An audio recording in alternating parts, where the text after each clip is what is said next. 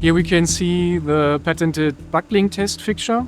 This is used in the OptiFoam project, where we are in a collaboration with SAERtech and other partners. In the OptiFoam project, we are investigating if engineered foams as SAERfoam are a potential substitution for the conventionally used foam or core materials in rotor blades, as balsa wood, for example, PVT or PVC foams. And therefore, in the project, we are conducting a lot of investigations if it can be manufactured as reference materials, if it has the required properties, and of course, if it is costly an alternative.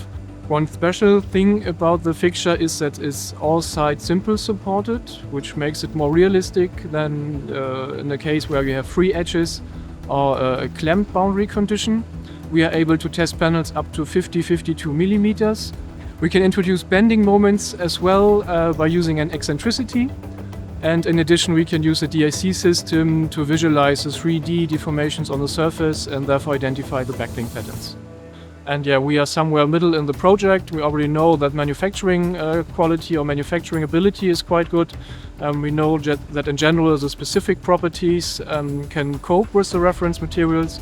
Also, we got the information that the costs are comparable, but we have to go more into detail if really every requirement that a rotor blade manufacturer has can be fulfilled.